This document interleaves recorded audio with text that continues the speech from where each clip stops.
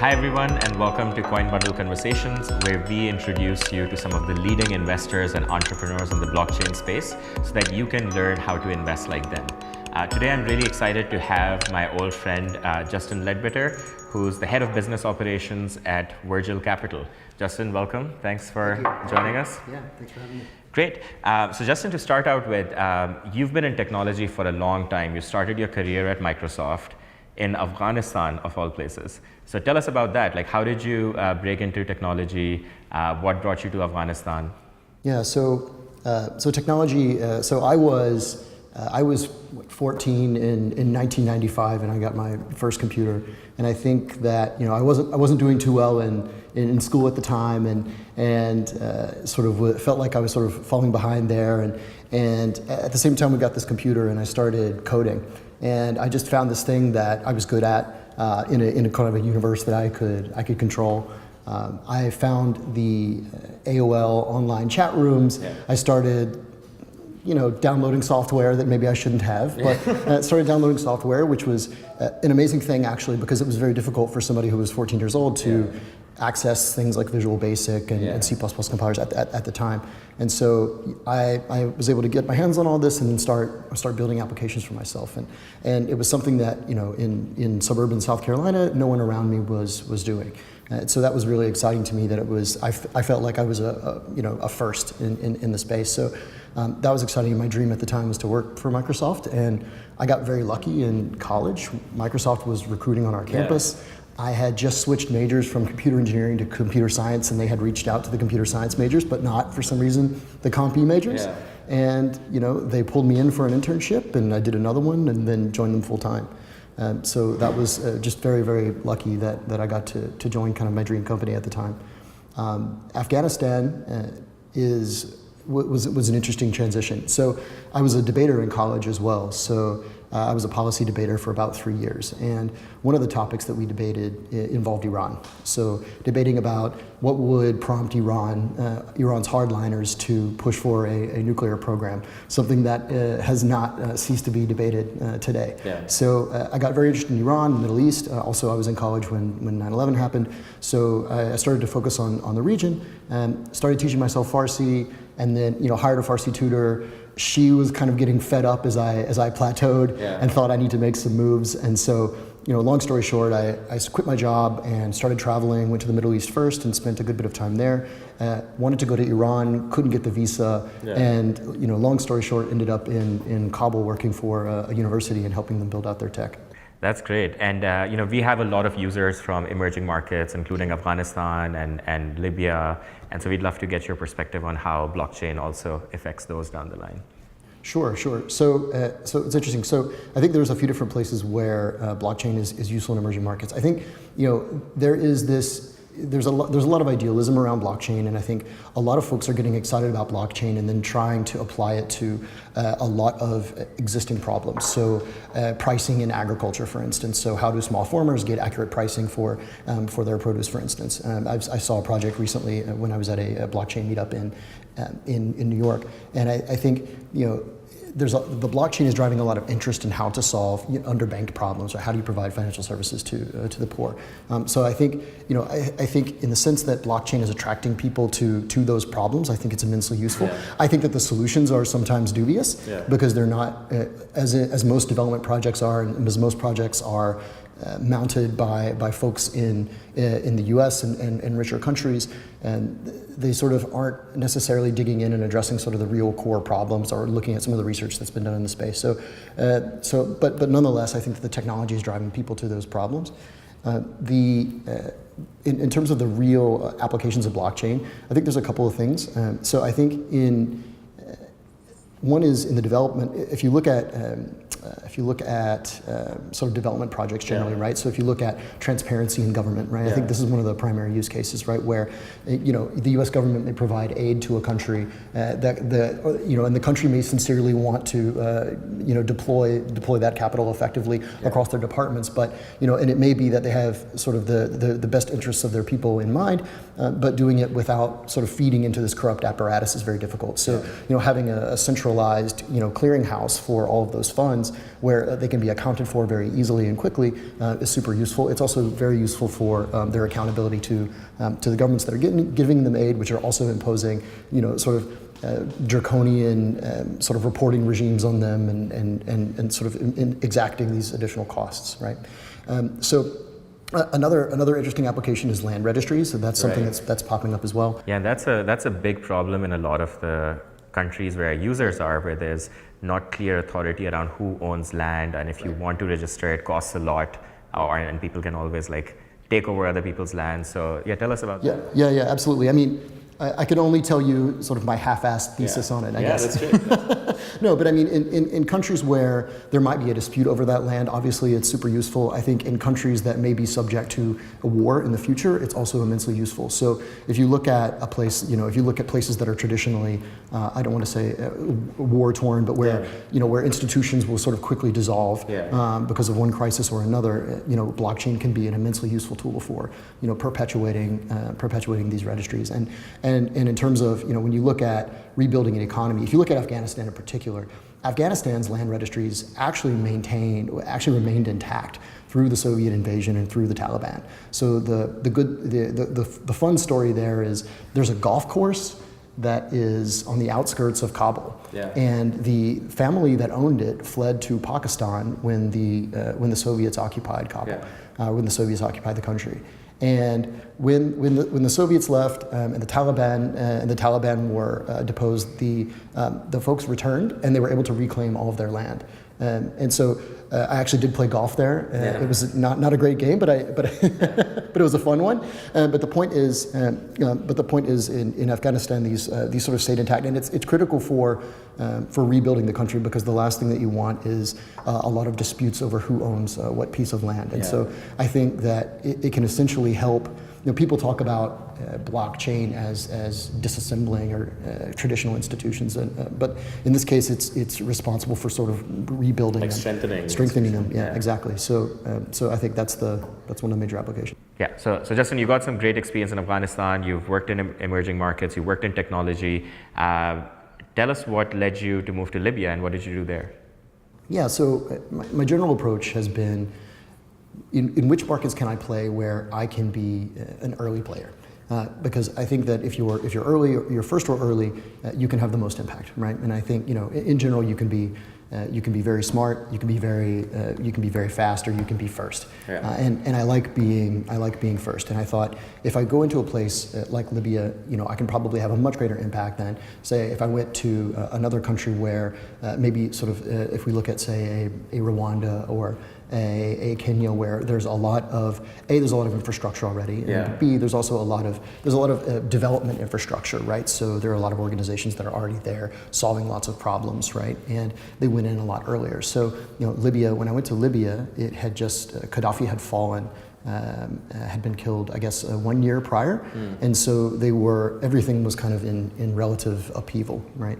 And so I thought, this is an opportunity for me to have the largest amount of impact. So for me, I knew technology, and I was interested in entrepreneurship, but wasn't quite sure sort of how I could get sort of stay true to my desire to kind of engage these markets and be an entrepreneur. And, I was in New York at the time. Coming up with a solution in Libya is going to be kind of a challenge, or a place like Libya would be a challenge from there. So I thought, I'll just go over there and get engaged however I can. So I found an opportunity working with Mercy Corps, which is a major international NGO, fairly well respected, and they needed somebody to come over and build and run a small startup program.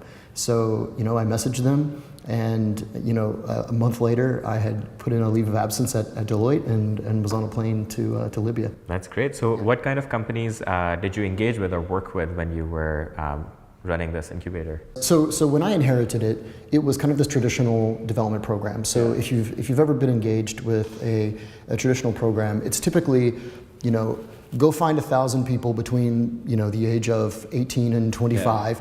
Then have them write business plans, take a look at the business plans that you like the most, and then give those people $3,000 a piece. It's not a very effective way. It's definitely a good way to make sure that those people are going to go out and buy laptops. And so if that's your goal, then you can probably just skip the business plan piece. But so I sort of used just the contemporary thinking on this and said, let's find 10 companies that already have traction. Yeah. In terms of the types of companies, there was one company that was trying to solve addressing in Libya. So there are, as in a lot of different sort of developing countries, they had no address system. There were no numbers on the houses for various reasons, and so there were a number of attempts to try to give people, a unique identifier for their houses, so that packages could be delivered and so on, right? So that you can have a functional address system. So that was one company that we put through the program. We had another company that was focusing on just queues, because queues were a major problem. So you would go to a hospital and you spend a long time in a queue, but they don't necessarily have any kind of queue management system. And traditionally, sort of in the MENA region, queues are not very well respected. So is the stereotype. So this person was looking to try to solve this by sort of importing some technology from Italy, and then working particularly in the health sector. There were a few others who sort of slipped my mind at the moment. But there was one other. I actually incubated. Probably one of the ones I'm proudest of is there was one company, or rather there was one organization that was a nonprofit trying to educate the Libyan population on technology. They were called Hexa Connection. And I ended up working very closely with them, helping them write their business plan, and ultimately ended up funding them, even though they weren't technically operating for profit. So funded them, and they are, despite sort of the country kind of recollapsing, they are continuing to teach women about, I think they had a course recently teaching a number of women how to use an Arduino, for instance, right? So they've received funding from the UK and from the US, and so that's great. That's one that I'm particularly proud of. So now you've been working with a lot of startups and entrepreneurs in Libya. Next, you decide to go and help entrepreneurs in Gaza. Tell us about that. Yeah, so I mean, most of the time I was in New York when I was working with Gaza Sky Geeks. So I met the then chair of Gaza Sky Geeks, or the head of Gaza Sky Geeks, Ileana Montauk, in New York. Libya had just kind of fallen apart, and so the funding for the projects that I was working on evaporated. So I was suddenly sort of shanghaied in New York without really anything to do. Yeah. and I had seen that Mercy Corps was also running an accelerator out of Gaza, and thought that that's something that I can help with. And I happened to it was serendipitous. I was back in New York. I saw a Facebook posting about her coming for a visit. I didn't know who she was. And I pitched her and said, I can help you sort of build this thing out. And she was launching the crowdfunding campaign for the organization. And I pitched her on helping her run this crowdfunding campaign, and we started to work together on it. And it ended up being, what she ran was the biggest crowdfunding campaign in the Arab world. So we raised something like $250,000 for the organization over the course of, I guess it was in my head it was like a 7-month slog, but I think the reality was it was about a 2.5-month campaign, and it attracted a lot of attention, and and with that attention came a lot of reputation, and Ileana did an amazing job of building out the reputation of the organization in Silicon Valley. And ultimately they attracted a lot more funding, moved into a bigger facility, and I think now they're up to, I think maybe they've accelerated something like 30 startups. Okay. And they have a pretty amazing value proposition. So Mercy Corps is used as kind of a platform for interfacing with kind of the wider world, and interfacing with the IDF, who grant permission to leave Gaza. And so by using this platform and building really good relationships with Israel, they're able to give these founders access that they wouldn't otherwise have. They're also able to provide them with a safe space and keep the lights on and so on. And that's great. Yeah. So now you've worked with founders in emerging markets and interface with dozens, if not hundreds, of founders. What do you think are the traits of successful founders that people should look out for? I think I'm forgetting which investor said it, but you can have. You can either be a vision machine, you can be an execution machine, or you can be, a relationship person, right? You have sort of one of those superpowers, and then you have the other two in less supply, essentially. So I think I've started to think, as we start to build out Virtual Capital, which is the current project I'm engaged in, I'm thinking about sort of which areas, where do I live, and where does my founder live, and so as I interact with founders, I look for those traits, right? And are they I think most founders are. If you're talking with somebody who is a founder or who is about to become a founder, they are probably doers to begin with. So I think that's probably sort of out of the way. And then it's sort of looking for, do they have a vision that's gonna mobilize people, that's gonna make them the Pied Piper, as it were, and have everyone kind of marching behind them? Are they people that can go out and actually do all the business development for the organization and drum up sales? Or are they people that are just getting things done day in, day out, and never stopping and not sleeping? So I think you're really looking for one of those things. That's great. So Justin, you've worked in many different emerging markets. You've worked with hundreds of founders. At which point did you get interested in this thing called blockchain? Yeah, so I had, I'd known about it for a while, but it wasn't until a couple of years ago that it really sort of fell squarely in my plate. I had been talking with Consensus, which is one of the major players in the space and is responsible, essentially advocating for the Ethereum ecosystem. And I had met with Joe Lubin and those folks, and had been talking with them about joining them. Ultimately, I decided to go to 500 startups instead. Probably my mistake there, but ultimately ended up going to 500, which was a great decision actually. And but nonetheless, that was when I really started to understand blockchain a bit. So when I was going through the interview process, I picked up Don Tapscott's book, and I disagreed with a lot of his vision. I thought it was a bit overhyped, but it got me excited, right? As it gets tons of people excited, right? And so that was when I first started to pay attention to blockchain and pay attention to crypto. Great. And then now tell us about Virtual Capital. What does Virtual Capital do? Yeah, so Virtual Capital focuses on arbitrage trading primarily. Can you explain what arbitrage trading is? Yeah, absolutely. So that's really just taking advantages of discrepancies in price in different markets. So it might be that Bitcoin is the equivalent of $10,000 US in the US, and it could be $10,500 US in Australia. Okay, sort of correcting for the exchange rate. So we're able to buy and sell simultaneously in different markets. That's great. And does that only apply to Bitcoin, or it can apply to all types of currencies? It can apply to anything in the world. I mean, if you think about it, most things are a lot of trading is purely arbitrage, right? Yeah. I pick up something in China, and then I add a premium to it and I sell it, and you have drop shippers that are doing this currently all over the place. So you can do it with crypto. So you can do it with Bitcoin. You can do it with Ethereum. You can do it with any commodity.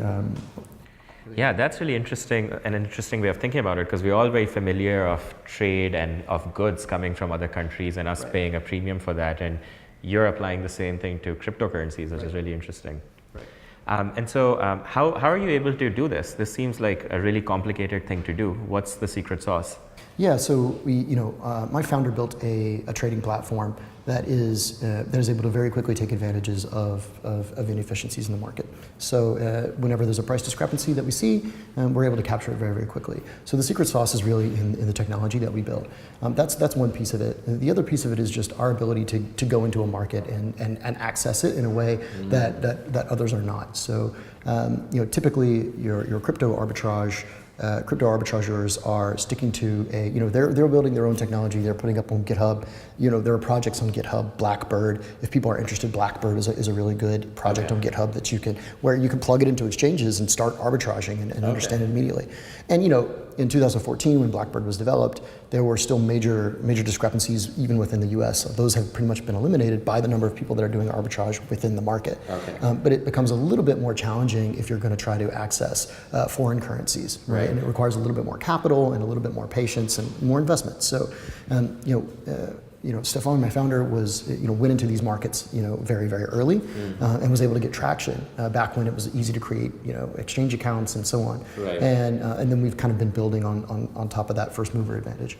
Right. So we have a lot of users in Indonesia, for example. If someone wants to take advantage of this opportunity, are they able to make money this way as well, or it's too complex for a normal first-time investor to do what you're doing?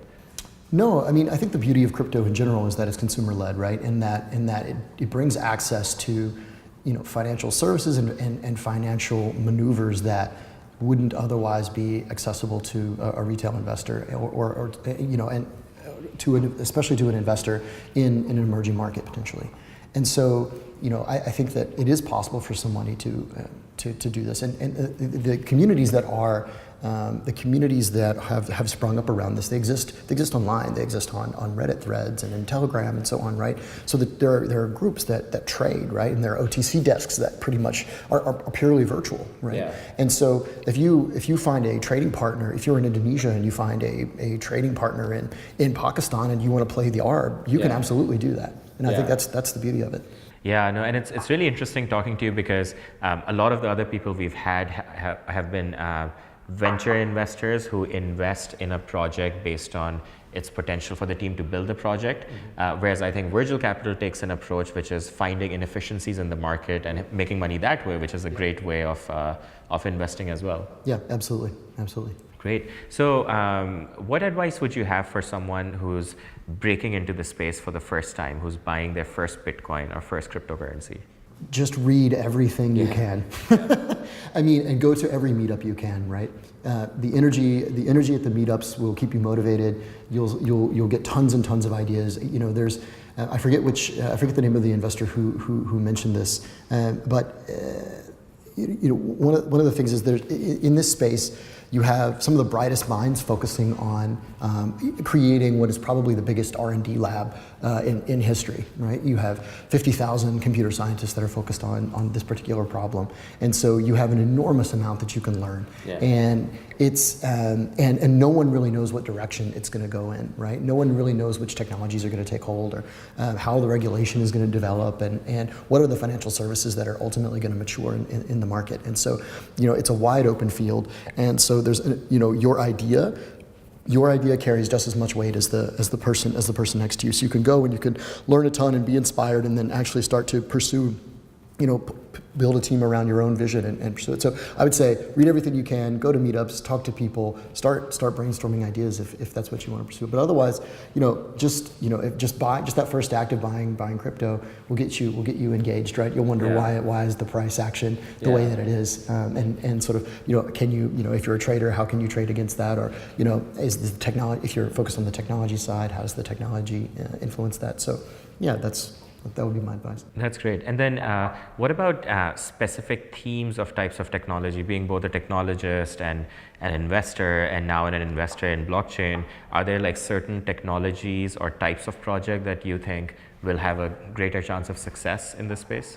Yeah, the ones that aren't frauds will probably have the best. They'll probably have the best chance of success. I mean, I think I would be doing the space a disservice if I started approaching this from an investor perspective, just because I think we, at Virgil, we're pure traders. So I probably have a better thesis on how the market infrastructure is going to develop.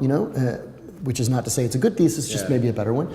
But in terms of what is going to make a project succeed, I don't know that it's any different than judging a seed stage startup. So in a seed stage, you're looking for a little bit of traction. You're looking for a really good team that is technically competent, and I think that's what you're looking for here as well. Because ultimately, everyone has a different thesis on how the technology is going to develop, and it's still extremely early, and the technology changes so quickly that it's difficult to tell. No one has any real, very few things apart from maybe Bitcoin have any real, long-term or sort of visibly have any staying power at the moment, right?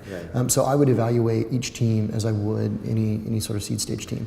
Got it. And then as a trader, are there particular tools that you think the ecosystem needs as a trader that people are developing that you're on the lookout for, or are you using mostly tools from traditional finance right now? Yeah, I mean, there's a number of efforts to port tools from traditional finance into the crypto space. So I would say that every week I get an email about somebody that's built the Bloomberg for crypto. So I don't know how many of these projects there are. Enough of them that I've probably been offered 3 Bloomberg terminals, the effective equivalent of 3 like hardware-based Bloomberg terminals. Okay. I really should take one of these guys up on them. But yeah, so you've got those tools. You've got tools like TradingView. One of the really cool things that's happened in the space is a lot of these tools that were normally off limits or a a little bit less accessible to your retail investor have been widely available. And I think if you're a user of Bitfinex, for instance, you can kind of see this immediately. Now, everybody and their brother knows what a candlestick chart is, even though no one 2 years ago knew if you were outside of the trading world, really knew what a candlestick chart was. But I think those tools are coming online. I think as a trader, you're seeing more institutional grade tools come online. So you have companies like, say, an OmniX that has built a trading platform to do order management, so route your orders to the exchange that's going to give you the best price. Okay. So these are tools that like hedge funds use in the traditional equity space that so that you can get your equity or get your securities trades routed to the best exchange for your trade and spread them across multiple exchanges, et cetera. So I think you're seeing from a trader perspective, you're seeing a lot of different tools kind of come online and start to kind of match what's in the traditional space. Yeah, and that's one of the things which we find really exciting, because traditionally financial literacy is a really painful thing for people. Like telling someone to save and invest, the analogy people use is like the same as telling you to floss your teeth. You should do it, but no one does it. And it's really exciting how cryptocurrencies have brought more and more people interested in saving. 100%. And this is, I'll get on my soapbox for a minute. Yeah. One of the things that people will ask is, does this need a blockchain? And then there's, you can go and you can read all of these philosophical debates on whether this project really needs a blockchain, and is a blockchain really just a database, and it's really only useful for these different things. And turns out that maybe blockchain is really only useful for financial services, at least in the near term, with the exception of a few different projects that we kind of talked about in the beginning. But the reality is that it doesn't really matter whether the blockchain is the most appropriate tool for a solution. In terms of financial services, it's getting people super excited about investing, and about finance in a way that they weren't before. And so whether it's the best tool or not, or whether it makes sense to securitize something that's already a security, whether that makes sense or not, I think it does. But whether it makes sense or not is kind of beside the point. It's actually getting people engaged with the products in a way, and developing new products in a way that they just haven't been for a long time. And I think that's what's kind of taking the banks by surprise.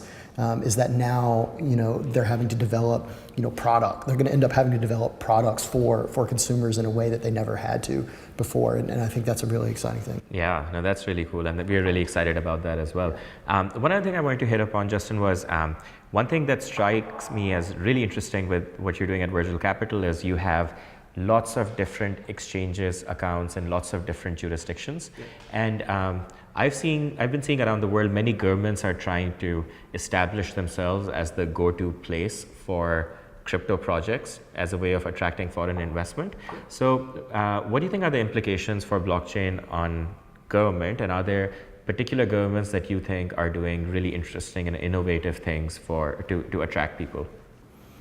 Yeah, I mean, I think that there are a few different governments that are, and my knowledge in terms of who is really doing a good job on this is fairly limited, so I'll sort of caution you there. But I mean, from a trading perspective, I think you're seeing governments like, that are traditionally sort of financial safe harbors, let's call them, like Bermuda and the Bahamas, or so Bermuda in particular. They spoke at Consensus, the big conference in New York recently. The president of Bermuda, came in to say, hey, we're very serious about developing a blockchain-based, crypto regulation, and but yet our laws are still very strict. You'll still go to jail if you commit fraud, et cetera. So there's definitely, Malta and a few other places are trying to carve themselves out as very crypto friendly. But that's cool if you are trying to, if you are concerned about your ICO, for instance. I think that there are probably, there are people who know better than I do, but there are specific jurisdictions where it would be more advantageous to launch your ICO. But the reality is that if you're selling financial services globally, you need to comply with local regulations, regardless of where you are. And so ultimately, most governments where you have a population that is that you want to address, are going to have to sort of update their regulatory regimes in order for you to sort of capitalize in this market. So China is probably your best example of this, where they banned them and now maybe they're coming back online, and maybe the exchanges are going to get unbanned soon as well. But I don't know if I have like a really firm perspective on who's doing a good job. I see a number of experiments, but I'm not really sure, and I'm thinking about it more from the ICO and trading side. I know that there are some governments are trying to integrate blockchain. I think, was it Estonia that did something recently, putting some services on the blockchain? Yeah, Dubai has one of their sort of Dubai-esque initiatives around putting all their government services on the blockchain. I don't know if that's really useful. It might be. I think it's an interesting experiment, and it's a lofty goal. But are they doing a good job of it? Who's doing a good job of it? I don't know. I'd love to hear your opinion. Yeah, and I think what I find exciting is, like, I've worked with governments for over a decade, and seeing them move so quickly to embrace the opportunity, pass regulation, launch initiatives in this space, even if they're experiments, is firstly very encouraging that government will accept this as a means of doing business. And secondly, I think it also brings a lot of legitimacy to this space, because 100%. If I'm a big believer of the importance of government and how the institutions sustain in the long term, and as these long-term institutions adapt blockchain, it can only help the ecosystem as well. Yeah, no, absolutely, and I think the U.S. has done a pretty good job of this specifically. So SEC has been, and CFTC, they occasionally come out with statements that are a little bit confusing, and certainly there's not a lot of certainty at the moment. I don't think any government really has certainty in terms of how they should really regulate this stuff over the long term. But so far, if you look at Japan is a good case, and Korea is a good case, and the U.S. is a good case, different approaches, but have generally been laissez-faire. So they're interested in engaging. SEC, I'm part of a crypto fund working group, and it's got a bunch of hedge funds in it, and the SEC comes to some of the meetings around this, right? Because they want to learn, they want to have a dialogue, right? And so they want to regulate this stuff as smartly as they can, and I think they've come out and said as much, right? That if people want to, if 22-year-olds want to buy digital currency, that they should be able to buy digital currency. Their job is to just sort of protect the consumer, and so I think that kind of libertarian approach to this is probably exactly what's needed. And I think you're absolutely right. As regulatory certainty, or as the regulatory regimes begin to mature, it's going to lend more legitimacy to the space. Larger institutions will become more engaged, and it becomes something with very you can confidently say has staying power. Yeah. Coming back to Virtual Capital, are there any particular investment tips that you'd like to give our viewers, and how they can use your strategy to make some money as well? I mean, in terms of investment tips, I mean, if you want to arbitrage crypto. Yeah. Is there like two countries which you think are pretty good to arbitrage between right now? Yeah, I mean, sure. I mean, if you can use a tool called TradingView, and you can fire up TradingView, and you can quickly punch in using a simple script. You can punch in different markets, and you can look at what the discrepancies are. So if you can find somebody to trade with in those markets, then you can absolutely take advantage of arbitrage opportunities. So you could do this over the counter, so OTC trading. You could potentially do this using a platform as well, using code that you write. It's entirely possible. You just need, it's about your networks in those countries. So it would be possible for the way that we trade, we're trading into fiat currencies, and that creates an additional barrier to entry that a lot of people who are maybe retail side can't overcome necessarily very easily unless they have the right networks to make it happen. But if you can mobilize those networks, you can absolutely do it. There's probably still some opportunity on the crypto side, but there's so many hedge funds now that are in the space. I think there's 200 some odd hedge funds, and a lot of them do have some small arbitrage component to them. I think they're kind of taking out a lot of the crypto opportunity. But I think that the cool thing about it is if you download Blackbird and you start trying to arbitrage, it will get you excited about markets. So I think that young people who are younger and want to learn to trade and want to get engaged with the markets, that's just a great way to do it, even if it's not going to 10,000x in the next 2 months. That's great. Now, finally, any big announcements coming up from you or Virgil Capital that users should look out for? How can they come and work for you and learn about trading? If they want to join the team, they can just email me at info@virgilcap.com. We're always looking for amazing talent. We're hiring actively. We've got job postings on AngelList as well. So absolutely go there and have a chat with us.